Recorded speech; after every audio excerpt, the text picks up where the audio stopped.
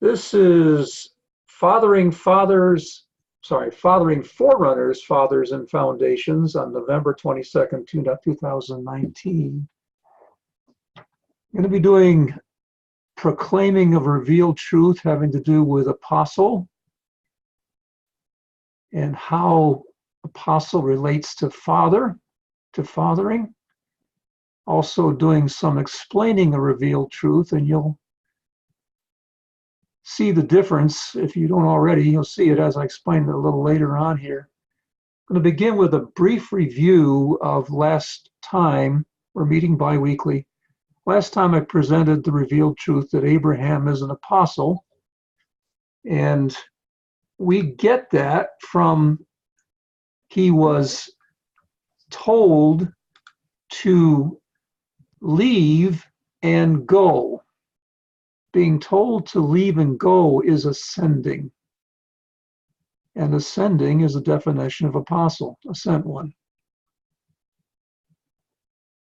Abraham specifically was told to leave his country, leave his family, leave his father's house, and go to the place that I will show you.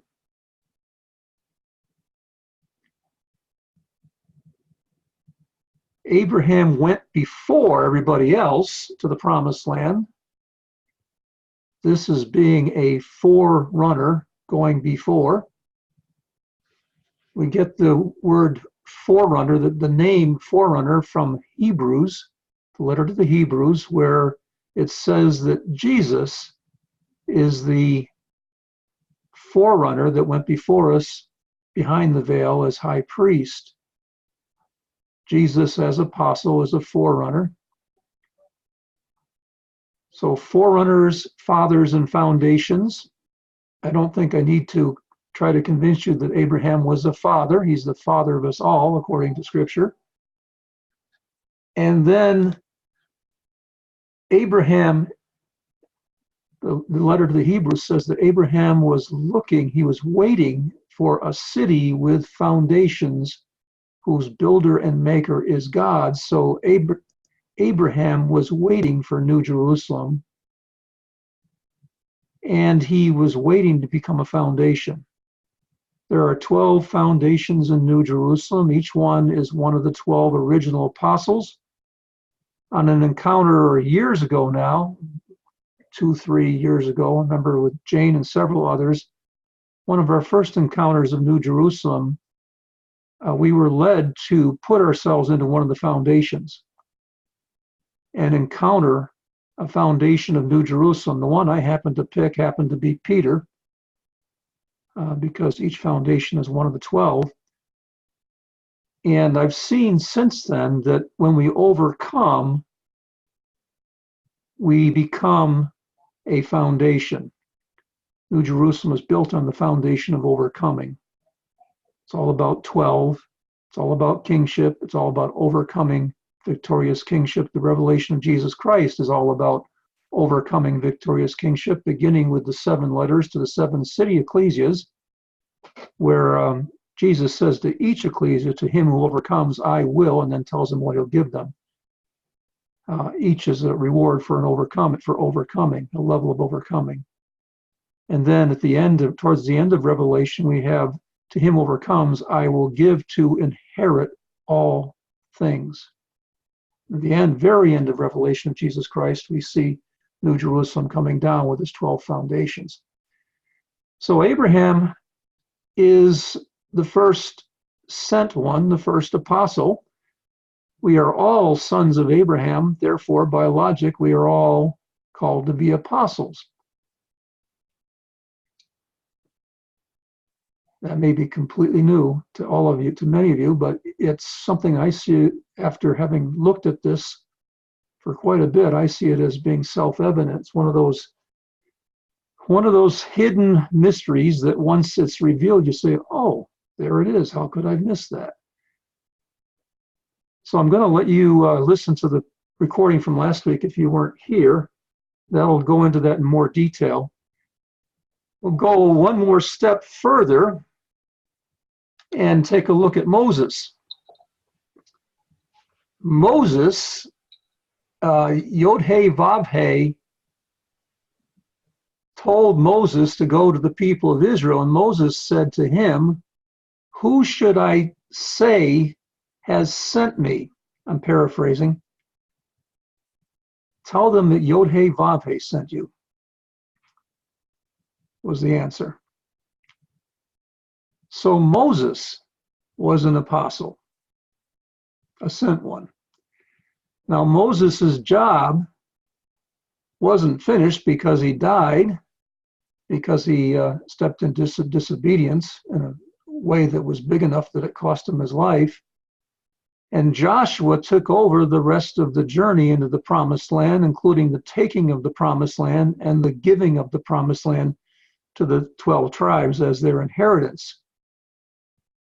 So if Moses is an apostle and Joshua finished the job for Moses, finished the mandate for Moses would be our terminology, then Joshua is an apostle.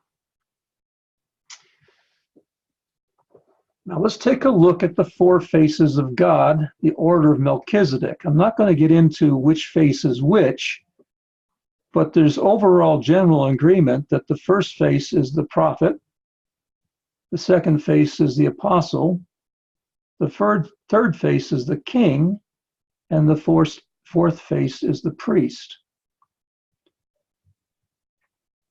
So we know then that when Abram,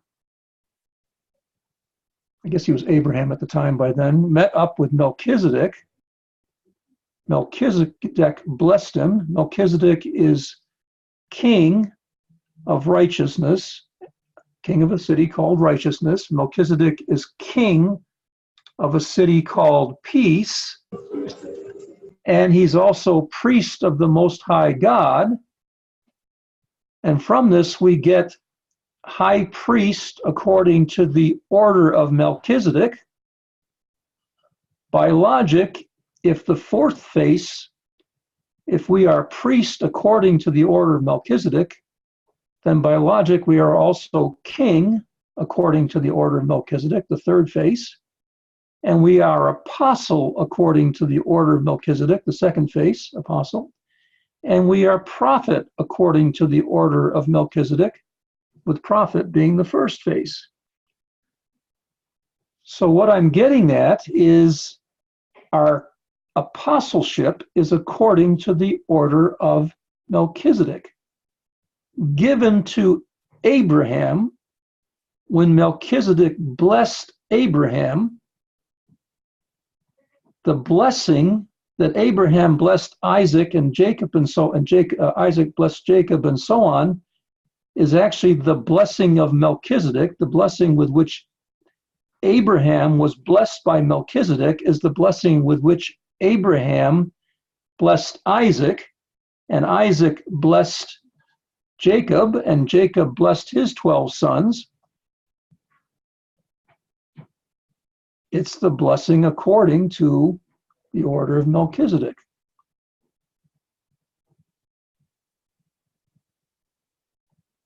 So Abraham was a prophet according to the order of Melchizedek. We know he's a prophet. Scripture says he was. He's an apostle according to the order of Melchizedek. I just revealed that to you and proclaimed it to you. He's also a king according to the order of Melchizedek, king of righteousness and king of peace as a beginning. And then 10 more cities and a 13th final city, which is the oneness of the 12 cities together. And then he's high priest according to the order of Melchizedek.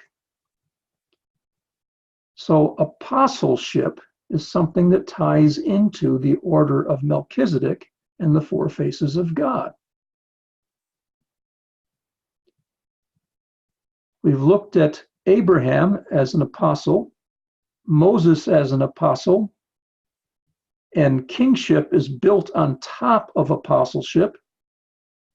The third face of the four faces of God is built upon the second face of God. First king, according to the order of Melchizedek, is Abraham.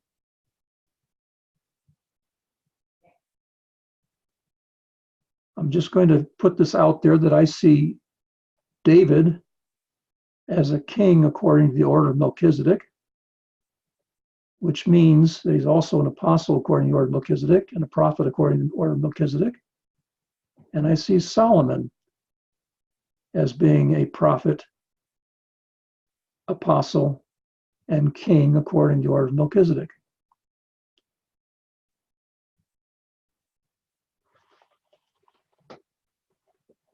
Now, I just did some proclaiming. If that's resonating with you, what you do when something's proclaimed as revealed truth is you receive it by faith and step into it, enter into it. I want to pause and give some time for dialogue here, for response, for what did you see and sense as I was talking. So what do people have to add here at this point, or to comment? What do you see? What do you sense? What do you think based upon what's been said so far?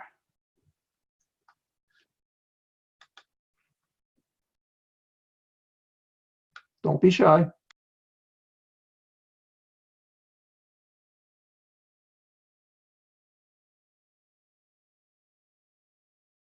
Oh, hi, Bill.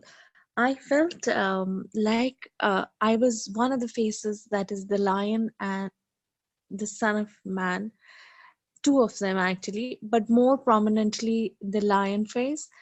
And I felt like royalty, and there was a sense of peace around me, as if the kingly mantle was upon me.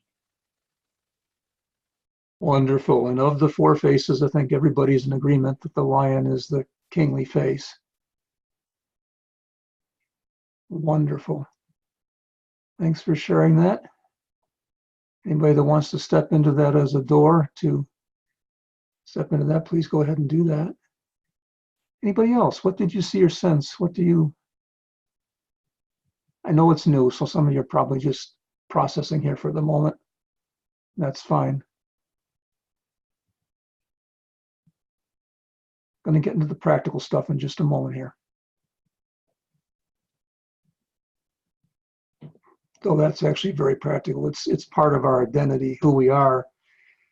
From the was before the foundation of the world, this is who we were created to be. Prophet, apostle, king, and priest.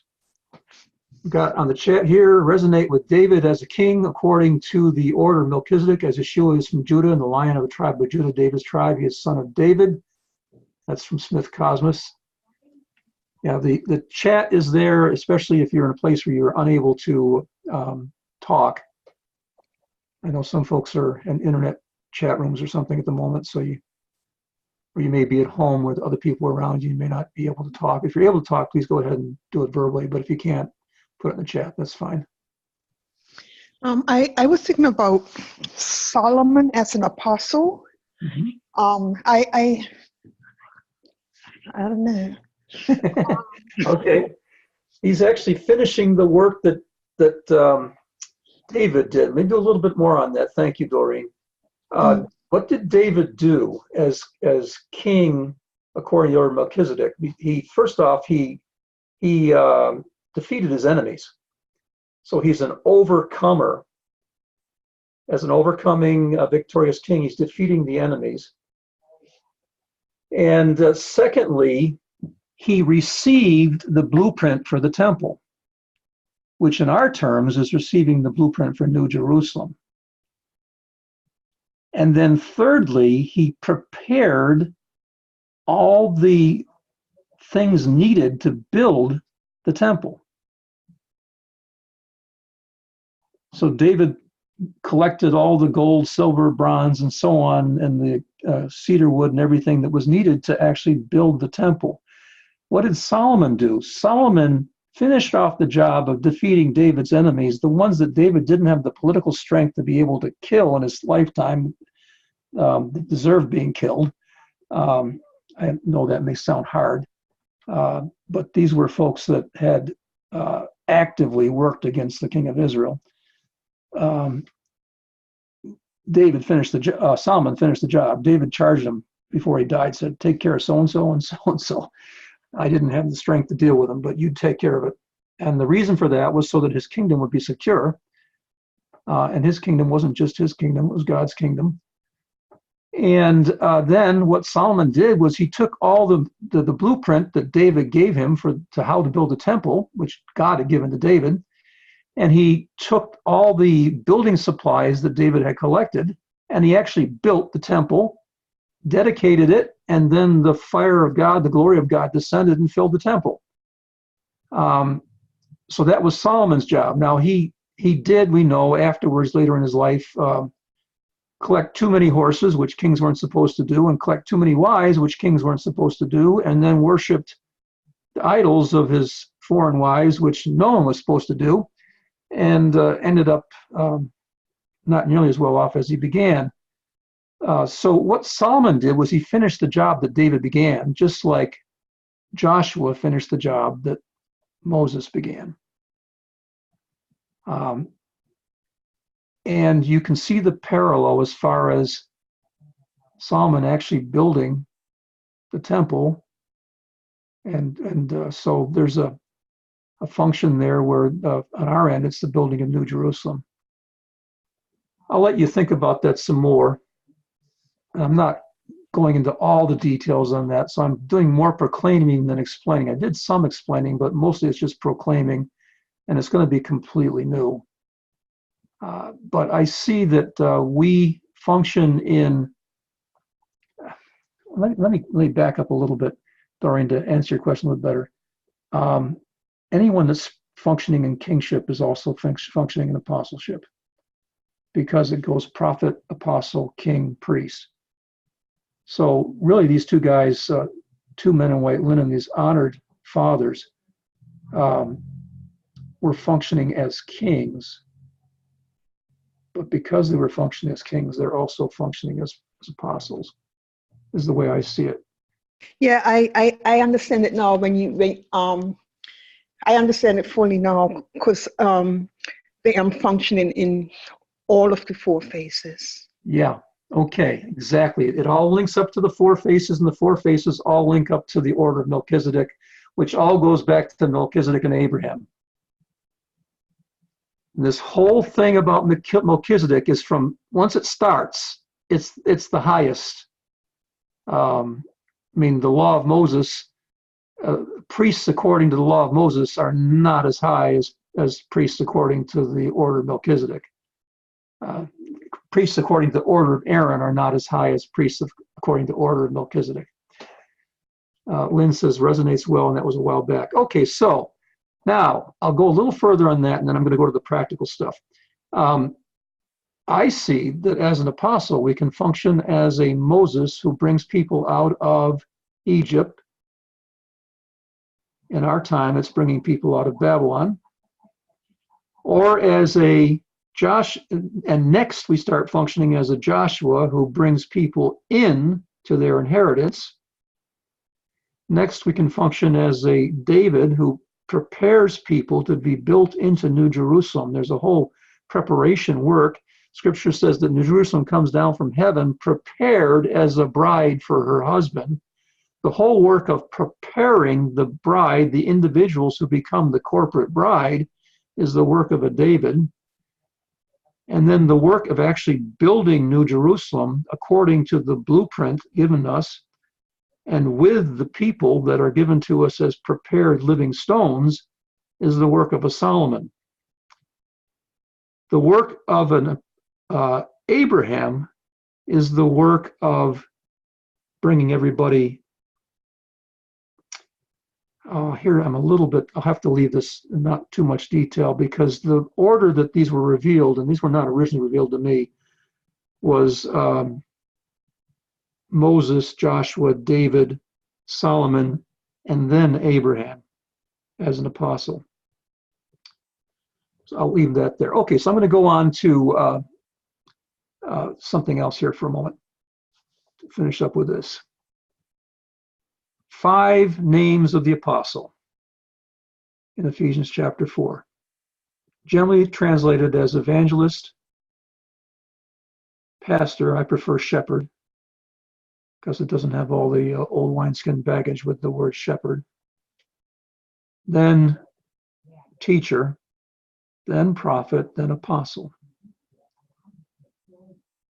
Take a look at this and see that the fourth and fifth, prophet and apostle, are the first two faces of God, which are the first two of four names in the order of Melchizedek. Prophet according to the order of Melchizedek, apostle according to the order of Melchizedek, king according to the order of Melchizedek, priest according to the order of Melchizedek. In what we typically call the fivefold, the fourth and fifth are the first two faces of God.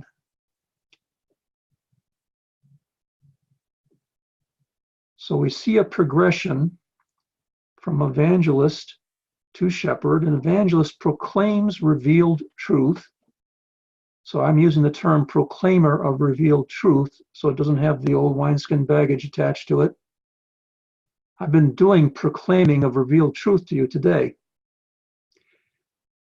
Shepherd, I'm using the term gatherer of the scattered children of God. A shepherd gathers scattered children. I've actually done some gathering here today to get you here. You've all been gathered a long time ago, but I happened to gather you to this particular time together. Gatherer of the scattered children of God. Then teacher, explainer of revealed truth. I've done some explaining of revealed truth. I did some proclaiming of revealed truth and then some explaining of revealed truth. Then prophet, revealer of mysteries. Then apostle, sender. Because an apostle is first sent, and then once they've gone through the whole process of being raised up as an apostle, they start sending others out. Jesus was first sent as an apostle, then he sent out 12, then he sent out 70 for training during the time he was on the earth. And then later, after Pentecost, or just before Pentecost, he sent out the 12 into their full work as apostles. They'd been trained, done a lot of practice and so on the job training. And then he said, stay in Jerusalem until the Holy Spirit comes on the day of Pentecost.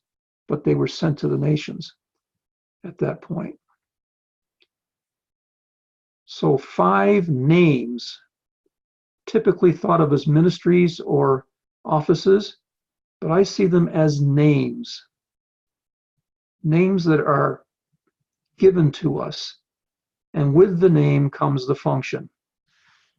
So if you were starting with a group of folks that were not saved at all, hadn't even heard about Jesus to begin with, you function as a proclaimer of revealed truth, and they come to faith in Jesus. Then you gather the scattered children together into ecclesias.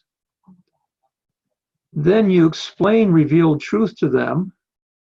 Then you reveal mysteries. Then you send. It works in that order. Pretty much, not completely in that order, but you can see how the 5 naturally flow from one to the other. These same 5 names function in what we're doing here as apostles and fathers in heavenly realms. We proclaim revealed truth in all kinds of ways, verbally. We do it on chats. We do it on Facebook pages. We gather scattered children. These are the newborn believers, or the ones that have not yet overcome, because those who overcome are actually called young men. In 1 John chapter 2, verses 12 through 14, there's little children who haven't yet overcome, young men who have overcome, and then fathers. Little children, young men, fathers. So the gatherer of the scattered children is gathering in the ones that have not yet overcome into ecclesias. As a revealer of mysteries, as a prophet, this is what actually happens in our encounter groups, is revelation of mysteries. Those functioning in the first face of God gather and they may actually be proclaiming, functioning also as proclaimers of revealed truth and so on, as apostles. Scattering children together into encounter groups and model how to reveal mysteries. The group, once it's up and running, functions in the revelation of mysteries as a group. An encounter group, a heavenly encounter, is a corporate prophecy with many prophets present, each functioning in their name of prophet. It may be those that are growing up into the name prophet, but that's what it is. It's a corporate prophecy. And we gather the scattered children into an encounter group so they can experience encountering God. Now we're doing this in heavenly realms. So the revelation of mysteries includes the revelation of the names, the thrones, the crowns, the cities, these things that we've been proclaiming and revealing, or had revealed to us, or what we are proclaiming, explaining. What we proclaim is what's been revealed to us personally and what's been revealed to our encounter groups and our benches. What we explain is what's been revealed to us personally and in encounter groups and benches. So these 5 names function, and as an apostle, called to be an apostle, you begin functioning in the proclamation of revealed truth. What did Jesus say to them? Follow me, and I will make you fishers of men. What does a fisher of men do? Starts off with revelation of truth. So pardon me here. If you have comments, please do share. I think I've said enough at this point. Please share. Yeah, I just thought, I don't know, it's really awesome. It just came to me, the understanding of the explaining and then the proclaiming. Yeah, so when we proclaim, we know that we are doing this in authority, because it has come directly from the heart of God. And so he gives the authority to go forth and proclaim the things that he has released and what he wants the ecclesia to know. And it also came to me when I speak about the prophet thing, surely Yeshua was a prophet, surely. And whatever comes along with it, seeing to the future and everything like that.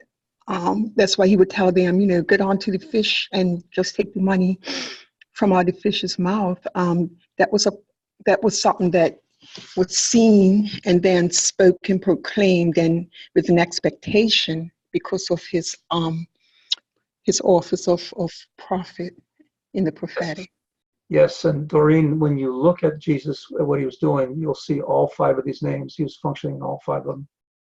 I want to just clarify, explaining of revealed truth includes dialogue. And so that's where Jesus did a whole lot of dialoguing back and forth. He did some proclaiming, but he also did some dialoguing. A lot of dialoguing. So I want to open this up for dialoguing here. What do you see, sense?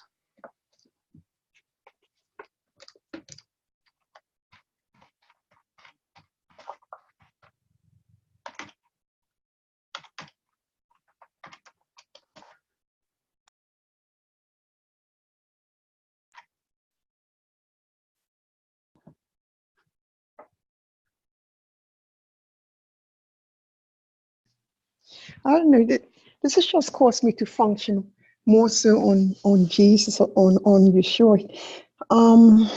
Because I believe he was the fulfillment of it all, the actual fulfillment, on earth of all of these things.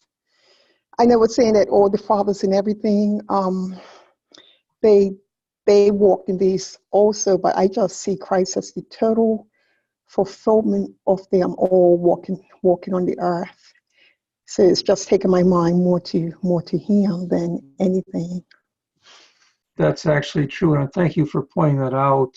He is the overall pattern, isn't he? Yeah, you can see the pattern in others too, but the major pattern, the main pattern is found in Jesus. Yeah.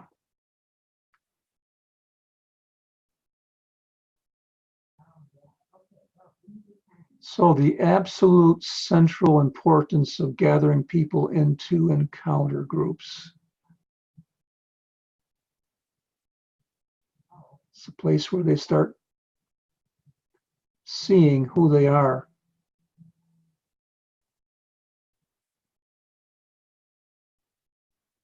It's where they start functioning as a family.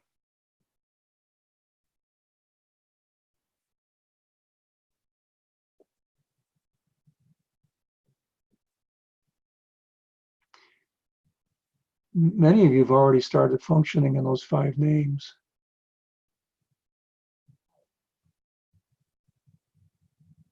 You've been proclaiming, you've been explaining, you've been gathering, you've been modeling how to reveal mysteries.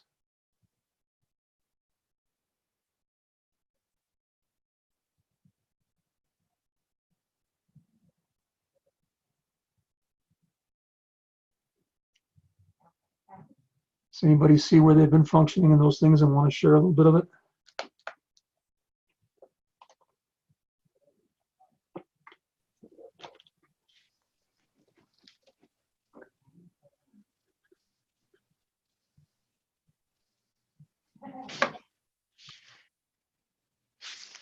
Oh, and when it comes to answering questions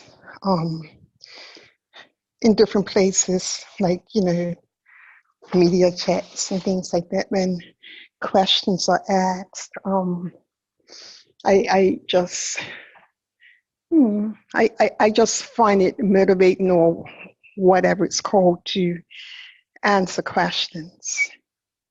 I think that's functioning in one of the things that were mentioned there when it comes to other people and groups and bringing them in and things like that. It's just something within me that seeks to help in the form of whether looking or searching. Yes, I see that in you, Doreen. You're really moving into that very strongly. Yeah.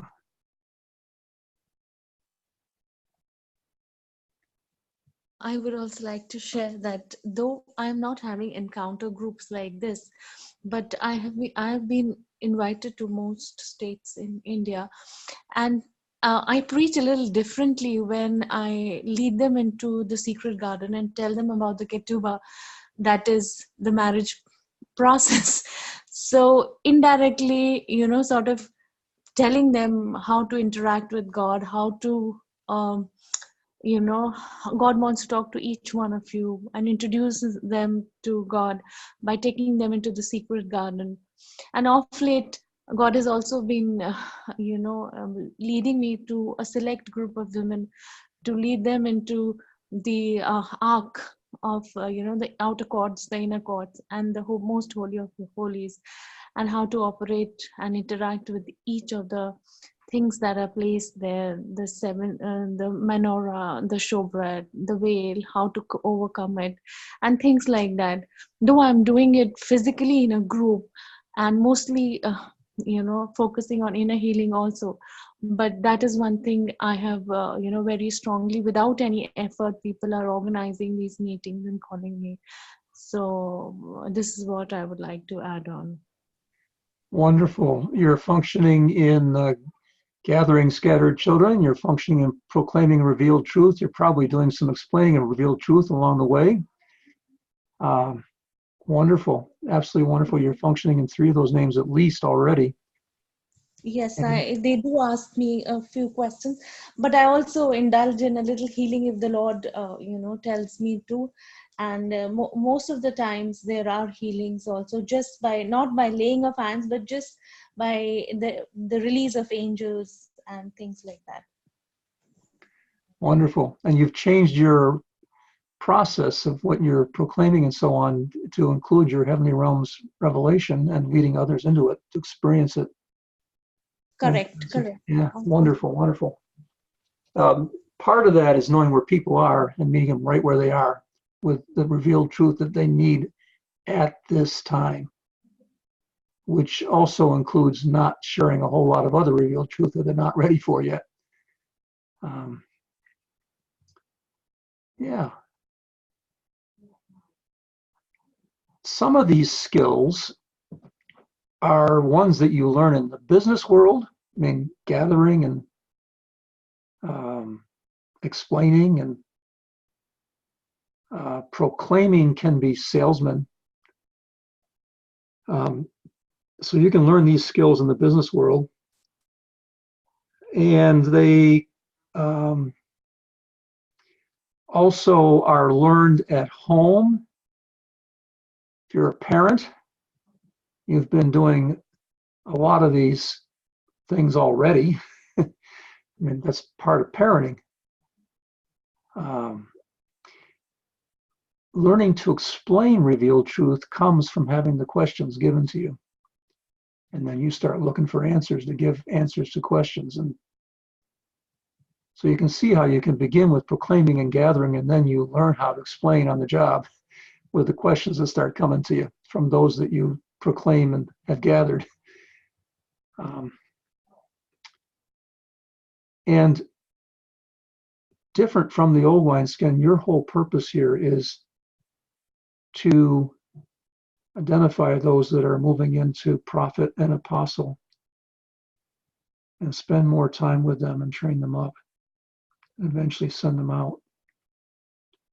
So you're reproducing yourself. It's not that you're gathering people to create your own little kingdom here. You're gathering people into God's kingdom, and you're training them up to go out and do the work.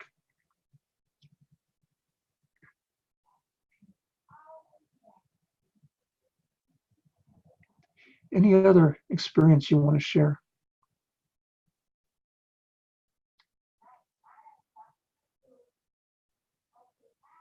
Or do you see the 5 names in what you're doing? Or some of them? I mean, I absolutely do. I do. Okay. Yeah. I mean, it all makes perfect sense to me. So I just want to say thank you, for sharing it with us.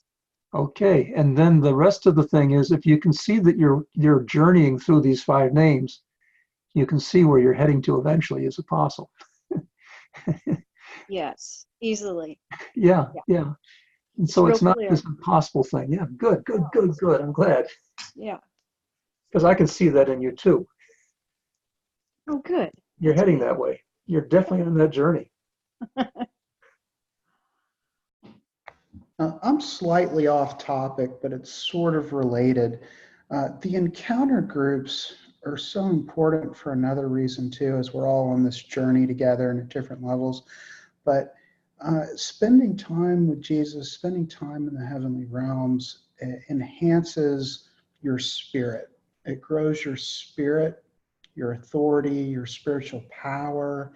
And that's all a function of transformation. And so to the extent these concepts are related, in my experience, the more time I spend there, the more spiritual power I have, the more transformed I am in my life. And for those who come with me, they have those same kind of experiences. You're not at all off topic, Eric. Jesus gathered the 12, he said, for 2 reasons: that they might be with him and that he might send them out. It begins with being with him. And everything we're doing functioning these 5 names is we're doing it in oneness with Jesus. He's really the one that's, I don't want to say it that way. There's a co-working with him. We couldn't do any of it if he wasn't already doing it too. You're absolutely right. And when you say transformation, another word for transformation is preparation. The bride comes down, New Jerusalem, the bride comes down after being prepared as a bride. And that transformation is all that preparation.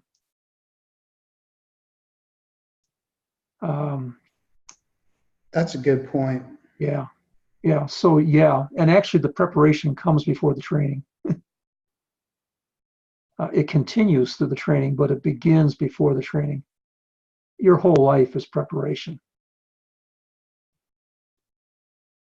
Your whole life is preparation, even before you knew Jesus, before you awakened to your knowledge of Jesus or the Godhead. Absolutely everything is part of that purifying fire of Holy Spirit.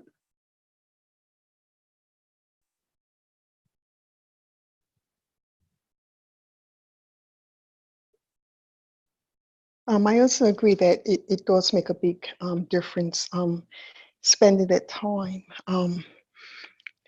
in heavenly realms and seeing for yourself as a total witness, which no one can take that from you, hearing as a total witness, where unmistakably, whatever you speak comes from him, and the transformational part as well.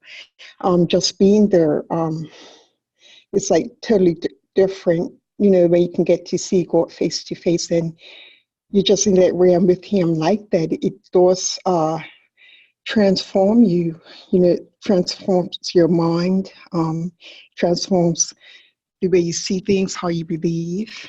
And so I just fully agree with that. I must say that, I used to do that a lot, and I know that should be a part of life. But I can speak this from the experience that I've had doing it, although I don't do it as much now. But I know, like, just within a split second, or, if I take a minute, when it's really needed for something, it's automatic. So there's sometimes we may feel that we're away from that and we don't do it as much as we feel we should.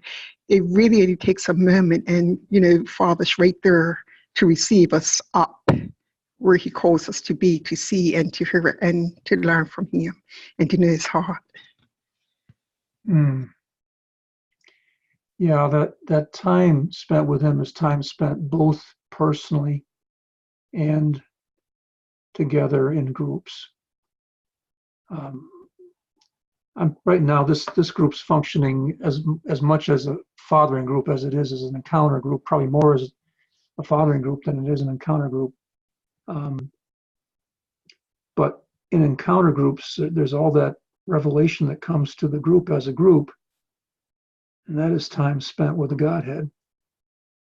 But there's the personal journey that we do on our own individually, time spent with the Godhead, as well as the corporate journey that we do with an ecclesia, time spent with the Godhead. They both have their value, and they actually each feed one another. The revelation you receive in the group is a window for you, a door for you to go through in your own personal journey. And the revelation you receive on your own personal journey is a door, when it's shared as a testimony, is a door to those in the group to be able to journey into the same revelation that you've received. Most of our fathering is simply having gone before in revealing of mysteries, and then sharing the mysteries that have been revealed to us with others by testimony, by teaching, by proclaiming, and so on.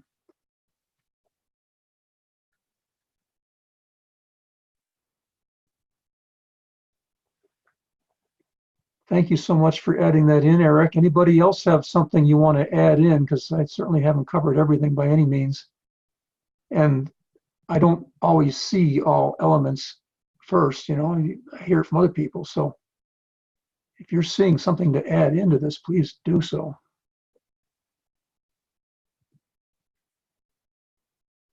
Because you are all revealers of mysteries.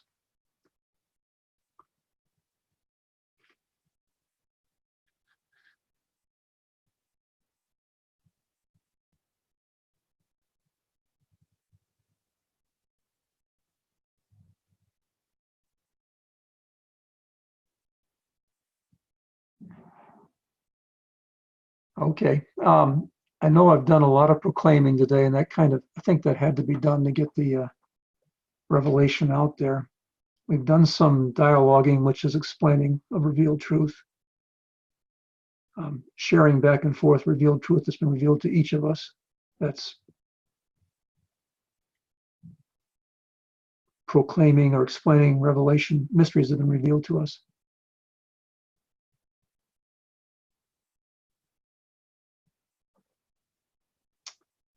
Let's take some time here at the end to function an encounter. I want you to simply enter into, if you haven't received it, if you're comfortable receiving the truths I've proclaimed, go ahead and receive them if you haven't already, by faith, by exercising your faith, and then enter into it. Think of it like entering into a city or entering into the water for a baptism. Enter into these revealed truths that you are an apostle, that you have a calling as an apostle, that you're learning how to function in the 5 names. You may want to step into each of these names one after another. I'll just read them off or list them off again. Revealer of proclaimed truth. Receive and step into, enter into. Gatherer of the scattered children. Receive the name and enter into it, like entering into the water for baptism. Revealer of explained truth. Receive the name and enter into it. Revealer of mysteries. Receive the name and enter into it. Sent sender. Receive the name. Just talking about the beginning of the journey into becoming an apostle.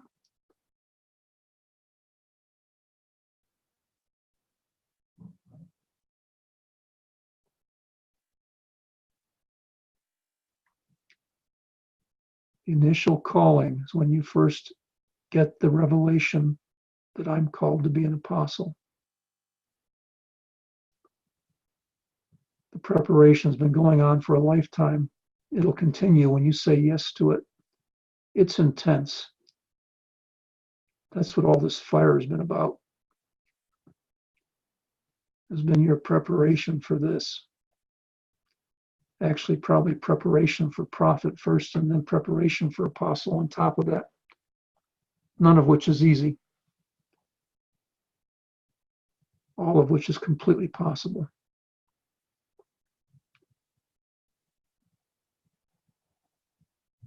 And then the training begins. I've done some training today. Some of you are already on the job as an apostle and you're being trained on the job.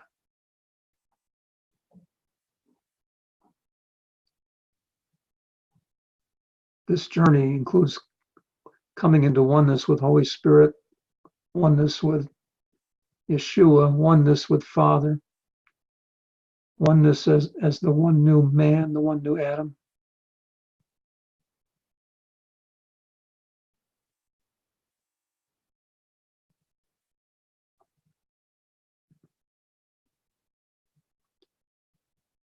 So after today, if you've been able to receive that, you can say, I have a calling to be an apostle. My calling was in 1989. It was exactly 30 years ago, a month or more, probably. And I expected it to happen in a moment, like tomorrow. And it's finally finishing. I mean, preparation has gone on for all those years. Training went on all those years. Final sendings occurred in the last month or so. Still have a lot to learn.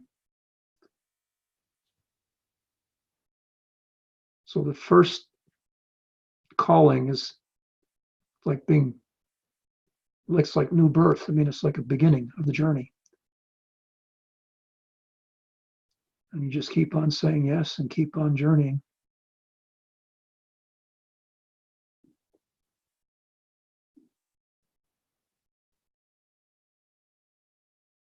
We're all called to be apostles. You are called to be an apostle.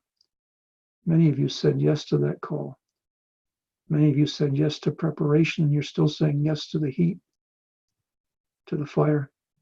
Many of you said yes to training, and you've begun doing the work with the Godhead, going out there and doing the work and being trained on the job.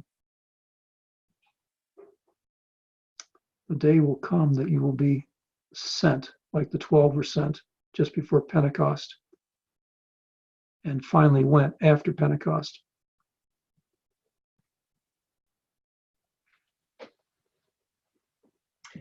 What did you see or sense as I did that with you?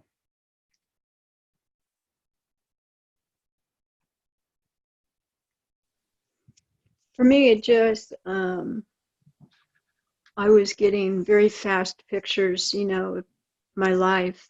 And as time goes on, I do always see the preparation phases.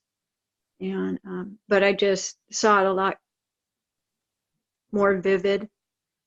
And it was all very, fast, but it was just sort of interesting, snapshots, moments, things like that. Wonderful. Confirmation too. Oh, yeah. Confirmation. Anybody else? What'd you see or sense?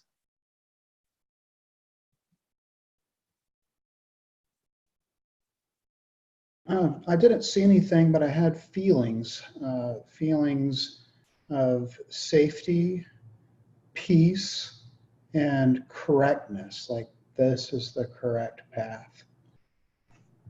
Awesome. Yeah, you have this calling, Eric. There's no question about it.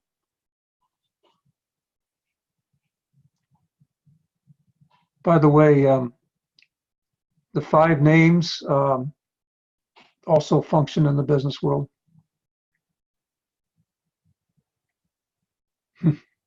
Teacher's trainer. I'm sure you do explaining and proclaiming. Teaching. Oh, yes, absolutely. Yeah. Go ahead, Jill. I'm sorry, I didn't mean to interrupt. Teacher can take many forms in our life, So, yes, I was just agreeing with you. Yeah. Lynn, thank you. I saw your note there. Yeah, good. I'm glad it makes sense now. The whole reason it's been so difficult in your life is because you said yes. And the whole reason some other people around you have got it so easy is because they didn't say yes. Yeah. You've been I feel why, much better now. If you've been wondering why me, the answer is because you said yes to it. And he took you at your word long ago when you first said yes. And you got enrolled into preparation and training. It's not because there's something wrong with you. It's actually because there's something right with you. Yeah. Good to know. Good to know. Because otherwise you think to yourself, why me? Yeah, what have I done? Blessings on all of you. Love you very much. We'll meet again in 2 weeks. Thanks, Bill. Thanks, everybody. Thank you, everybody, for contributing and for being here. Thank you, Bill. You're so welcome. You're blessed. Bye. Okay, bye-bye. Thanks.